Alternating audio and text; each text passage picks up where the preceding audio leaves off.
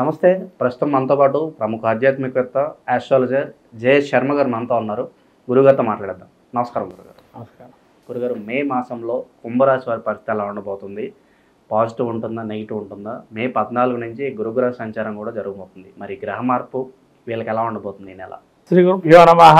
శ్రీ మహాగణాధిపతి నమః. శ్రీ మహాసరస్వతి నమః. హరి ఓం శ్రీమాత్రి నమః. ముఖ్యంగా మే మాసం, ఈ యొక్క వైశాఖ మాసము, మన కుంభరాశి యొక్క ఫలితాలు చూసుకున్నట్లయితే ధనిష్ట నక్షత్రం 3-4 పాదాలు, శతభిష నక్షత్రం 4 పాదాలు, పూర్వభాద్ర నక్షత్రం 1, 2, 3 పాదాలు ఈ యొక్క కుంభరాశికి చెందినవి.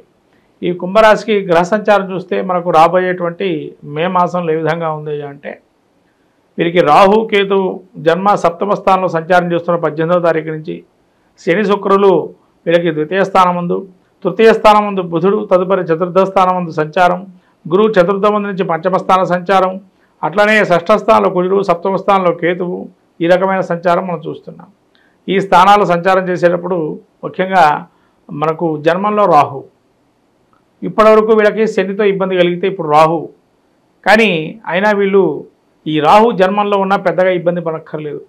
ఎందుకంటే కొన్ని మతాంతర గ్రంథాలు ఉన్నాయి, జాతక పారిజాతం లాంటివి కానీ, పరాశాస్త్రంలో కానీ, లేదైనా కొన్ని గ్రంథాల రాహు గురించి కుంభంలో సంచారం మంచిదని అన్నారు.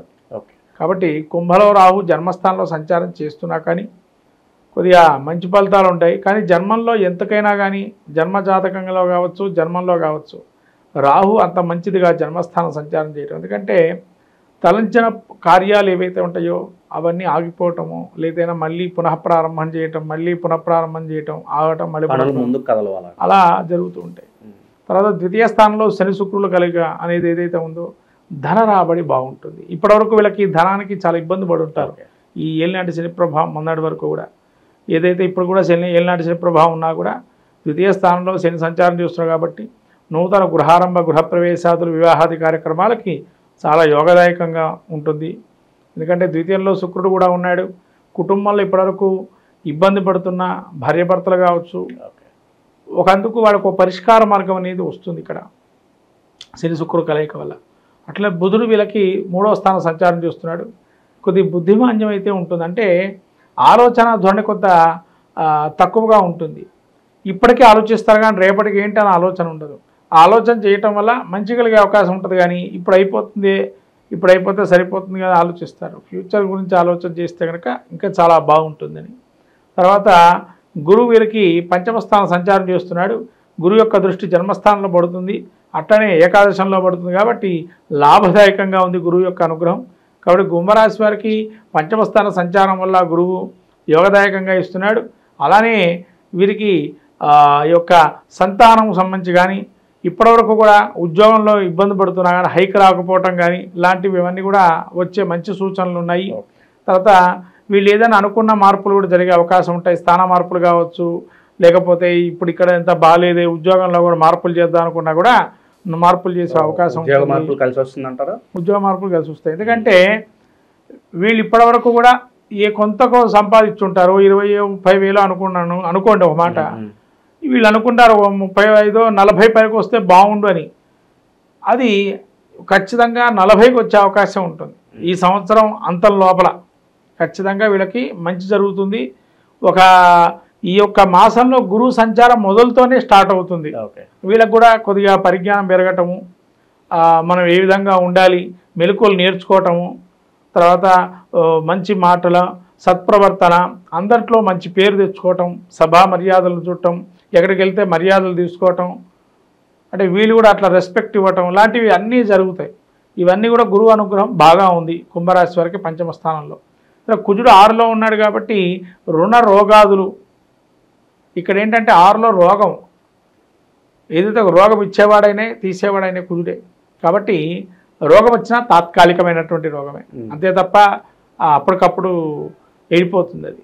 ఇంకోటి వచ్చినా కూడా హృద్రోగము, హార్ట్ పేషెంట్లకే ఇబ్బంది తప్ప హార్ట్ పేషెంట్, లంగ్స్ పేషెంట్కి మిగతా ఏ ఇబ్బందులు ఉండవు. ఈ హార్ట్ లంగ్స్ ఇబ్బందులు పడుతున్న వారికి జాగ్రత్తగా ఉండాలి, వాళ్లే కాస్త ఇబ్బంది పడే అవకాశం ఉంటుంది కుజుడి వల్ల. తర్వాత ఈ కేతు వీళ్ళకి సప్తమ స్థానంలో సంచారం చేయడం వల్ల వీళ్ళు ఏది మాట్లాడినా అవతల మనిషి సగమే అర్థం చేసుకోవటం, ఇంకా సగం అర్థం కాకపోవటం, పూర్తిగా చెప్పలేడు. పూర్తిగా తిని ఎక్స్ప్రెస్ లీడరు వాళ్ళు కూడా అంతే అంతేనా అంతేనా అన్నట్టుగానే ఉంటుంది. అంటే అలా వాళ్ళ హావభావాలు కూడా అలానే ఉంటాయి. తర్వాత సప్తమంలో కేతు ఉండటం వల్ల ఏంటంటే ఇంకో విషయం మీరు ఇందాక అడిగారు, భార్యాభర్తల సంబంధాలు ఏ విధంగా ఉంటాయని. కొన్ని సంబంధాలు వీళ్ళు ఇప్పుడు ఏమవుతుందంటే ఇదివరకు కాలంలో ఏళ్ళనాటి శని ప్రభావంలా కొన్ని ఇబ్బందులు ఉంటాయి. ఇప్పుడు ఏమవుతుంది అని అంటే శని శుక్రులు యోగప్రదంగా ఉన్నారు, గురువు కూడా యోగంగా ఉన్నాడు. ఇప్పుడు ఏమవుతుందంటే కొత్త పరిచయాలు ఏర్పడటం మొదలైతే ఈ కొత్త పరిచయాల వల్ల ఏంటంటే వీళ్ళకి కొంత జ్ఞానం ఏర్పడుతుంది. అదేంటండి కొత్త పరిచయాల జ్ఞానం ఎలా ఏర్పడుతుందంటే వాళ్ళు కూడా సద్భావంతో ఉంటారు. అంటే వీళ్ళకు మంచి చేస్తే మనం మంచి జరుగుతుందనే ఒక ప్రయత్నంతో ఉంటారు. కాబట్టి అలా సద్భావంతో మంచి జరుగుతుంది. కాబట్టి వీళ్ళు భార్యాభర్తల మధ్యగా ఏమైనా సమస్య ఉన్నా పరిష్కారం అయ్యే అవకాశం ఉంటుంది. అలానే వీళ్ళు పెళ్లి కావాల్సినటువంటి వారికి కూడా వివాహ ప్రయత్నాల్లో ఉండే love marriage come arranged marriage ఉన్న వాళ్ళకి కూడా యోగదాయకంగా ఉంటుంది ఈ కుంభరాశి వారికి. అయితే గృహ ప్రవేశాలు కూడా ముందుకు వెళ్తాయి. ఇప్పటివరకు ఈ ఏళ్ళనాటి శని ప్రభావం ముందుకు వెళ్ళకపోవచ్చు, ఇప్పుడు వెళ్ళే అవకాశం ఉంటుంది. గురువు మారిన తర్వాత వీళ్ళు శుభ కార్యక్రమానికి యోగదాయకంగా ఉంది. ఎలాంటి వ్యాపారాలు బాగా కలిసి వస్తాయి గురుగారు వీళ్ళకి? వీళ్ళకి వ్యాపారంలో మనకు జాతక చక్రంలో ప్రత్యేకంగా ఒక గ్రహాన్ని తీసుకోవాలి. ఇప్పుడు ఇక్కడ వ్యాపారం గురించి చూసుకుంటే మాత్రం యోగదాయకంగానే ఉంది, లాభాలు మాత్రం ఖాయంగా వస్తాయి. ఎలాంటి వ్యాపారాలు బాగుంటుంది అనేది వ్యక్తిగత జాతకంలో చూడాలి. అయితే ఒకవేళ మనం తాత్కాలికంగా ఇట్లా గ్రహస్థితి చూసుకున్నప్పుడు ఏంటంటే కొందరికే బాగుంటుంది అని చెప్పచ్చు. ముఖ్యంగా స్వర్ణకారులకి, న్యాయ వ్యవస్థలో ఉండేటువంటి వారికి, న్యాయం ఆర్జించేటువంటి వారికి, ధర్మ మార్గంలో ఎంచుకునేటువంటి వారికి, ధార్మిక సంస్థల్లో అధినేతలకి, తర్వాత ఈ గురువు ఇంకోటి ఏంటంటే హాస్పిటల్స్లో స్పెషలిస్ట్గా కొన్ని రోగాలకు ఉంటారు కదా, వాళ్ళల్లో ముఖ్యంగా చెప్పాలంటే లివర్కి సంబంధించి, తర్వాత మళ్ళీ కిడ్నీలకు సంబంధించి వాళ్ళకు యోగదాయకం ఉండే అవకాశం ఉంటుంది.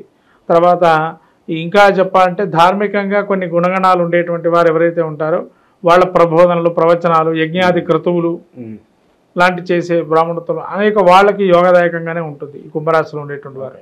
ఇక కోర్టు సమస్యలు, పోలీస్ స్టేషన్ల చుట్టూ తిరిగే వారికి ఏమన్నా మంచి ఫలితాలు ఉండబోతున్నాయి అంటారు? కోర్టు సమస్య పరిష్కారం వస్తుంది. ఎందుకంటే గురువు ఎప్పుడైతే లాభాన్ని చూస్తున్నాడు, తర్వాత అక్కడ వీళ్ళకి న్యాచురల్గా పంచమాన్ని కూడా చూస్తున్నాడు, అంటే వీళ్ళకి వీళ్ళకి భాగ్యస్థానాన్ని చూస్తున్నాడు పంచమంలో ఉండి, కాబట్టి కోర్టు సమస్య పరిష్కారం అవుతుంది. ఓకే, చాలా విషయాలు మంచిగానే ఉన్నప్పటికీ పలానా విషయాలు వీళ్ళు చాలా జాగ్రత్తగా ఉండాలంటే ఏం చెప్తారు గురుగారు? ముఖ్యంగా వీళ్ళకి ఈ రవి చతుర్థమందు సంచారం చేస్తున్నాడు, శత్రుక్షేత్రగతులై ఉన్నాడు. సూర్యనారాయణ స్వామికి ప్రీతిగా ఏదైనా చేయాలి. తర్వాత వీళ్ళు ఈ యొక్క దాన ధర్మాలకు వచ్చినట్లయితే ముఖ్యంగా మాట ఏదైతే ఉంటుందో అది అనుకూలంగానే ఉంది. వీళ్ళు ఏం మాట్లాడినా అంత బాగానే ఉంటుంది. కాకపోతే ఏంటంటే ఆర్థికంగా వీళ్ళు కొంత శుభ కార్యక్రమాలు చేసేటప్పుడు లిమిటెడ్ ఖర్చు పెట్టుకోవడం మంచిది, ఎక్కువ ఖర్చు పెట్టుకోవద్దు. ఎందుకంటే మీకు శని ఏళ్ళనాటి శని ప్రభావం ఇంకా ఉందని మర్చిపోవద్దు. ఎందుకంటే ఆ ప్రభావం ఉన్నంతసేపు ధనానికి కొంత లోటు చేస్తూనే ఉంటాడు. ఈలోగా జన్మంలో రాహు కూడా వచ్చాడు కాబట్టి ఆదాయానికి ఆర్భాటాలకు పోయి ఖర్చులు ఎక్కువ చేసుకునే అవకాశం ఉంటుంది. కాబట్టి ఆర్భాటాలకు వెళ్ళొద్దు. రెండోది ప్రయాణాలు చేయాల్సి వచ్చినప్పుడు మాత్రం ఎంతవరకు మనకు కంఫర్ట్ అంతవరకు చేయండి. అత్యాధునికమైనటువంటి వాటిల్లో ప్రయాణం చేయడం అనేది కొంతవరకు మీరు ఆలోచన చేసుకోవటం మంచిది. తర్వాత పరిష్కారం మనం చూసుకున్నట్లయితే ఈ యొక్క రవికి సూర్యనారాయణ స్వామికి ఆదిత్య హృదయ పాలన చేసుకోవటం, ఇక శక్తి ఉన్నవారు ఎవరైనా కానీ జన్మ జాతకంలో గ్రహస్థితి మహర్దశ అంతర్దశలు చూసుకోవటం, తద్వారా దీన్ని కూడా పరిష్కారం చేయడం. ఇదేంటంటే తాత్కాలికంగా మనకు ఈ నెల వరకే చెప్తున్నాము. ఇక గ్రహస్థితి తెలుసుకోవాలనుకునేటువంటి వారు తన యొక్క జన్మ జాతకంలో కూడా మనం చూసుకొని ప్రయత్నం చేయాలి. ఇందులో మాత్రం వీళ్ళు ఏం చేసుకుంటే బాగుంటుందంటే సుబ్రహ్మణ్య క్షేత్ర దర్శనం, సుబ్రహ్మణ్య ఆరాధన చేసుకోవటం వల్ల మంచి ఫలితాలు ఉంటాయి. గ్రామ దేవతకి దగ్గరలో ఉండేటువంటి గ్రామదేవతకి వేపాకు మండలిని ఎప్పుడు ప్రతి ఆదివారం రోజు కట్టడం మంచిది.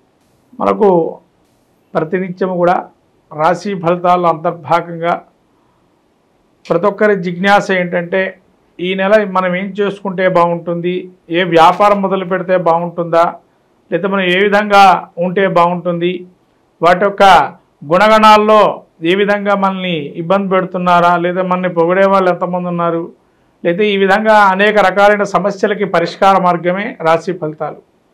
ఈ యొక్క రాశి ఫలితాలు కనుక ప్రతినిత్యము మనం పాటిస్తూ ఆ యొక్క స్తోత్రమాలికలు కానీ ఆ యొక్క స్తోత్రమాలికలతో పాటు ఆ యొక్క దేవత అధిష్టాన దేవతల యజ్ఞ హోమాదులు కానీ వ్రతాదులు చేసుకోవటం వల్ల మంచి ఫలితాలు వస్తాయని మన పెద్దలు మహర్షులు చెప్పబడింది.